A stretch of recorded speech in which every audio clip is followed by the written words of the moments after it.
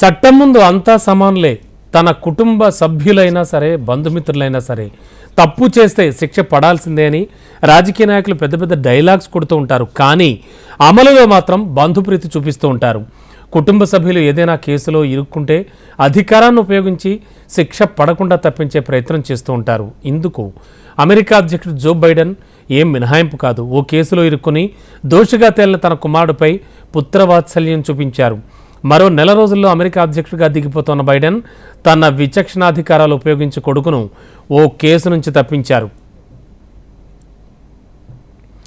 అక్రమ ఆయుధాల కొనుగోలు కేసులో దోషిగా తేలిన తన కుమారుడికి క్షమాభిక్ష ప్రసాదించారు అమెరికా అధ్యక్షుడు జో బైడెన్. ఇందుకోసం అమెరికా అధ్యక్షుడిగా తనకున్న విశిష్ట అధికారాలను వినియోగించుకున్నారు.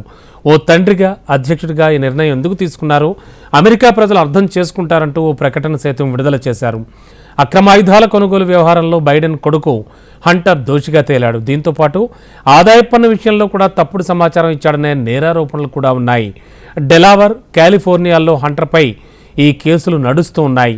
అమెరికా అధ్యక్షుడికి అసాధారణ అధికారాలు ఉంటూ ఉంటాయి. అయితే వీటిని తన కుటుంబ సభ్యుల ప్రయోజనం కోసం ఎట్టి పరిస్థితుల్లోనూ వాడుకోనని గతంలో బైడెన్ పేర్కొన్నారు. డెలావర్, కాలిఫోర్నియా కేసుల్లో తన కుమారుడు దోషిగా తేలినా అతన్ని క్షమించనని, అతనికి పడిన శిక్షను కూడా మార్చనని జో బైడెన్ గతంలో పేర్కొన్నారు. కానీ ఇప్పుడు ఆ మాట తప్పారాయన.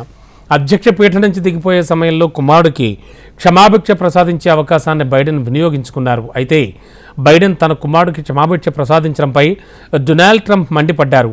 న్యాయ వ్యవస్థలోని లోపం వల్ల తన కుమారుడికి శిక్ష పడిందని బైడెన్ అంటున్నారు. మరి 2021 జనవరి 6న క్యాపిటల్ హిల్పై దాడి కేసులో 6గురిని ఖైదు చేశారు. వారు ఇప్పటికీ జైల్లోనే ఉన్నారు. బైడెన్ వారికి ఎలాంటి క్షమాభిక్ష లేదంటూ ట్రంప్ మండిపడుతున్నారు. బహుశా డొనాల్డ్ ట్రంప్ అధ్యక్షుడిగా బాధ్యతలు చేపట్టిన తర్వాత వారికి క్షమాభిక్ష ప్రసాదించే అవకాశం ఉంది.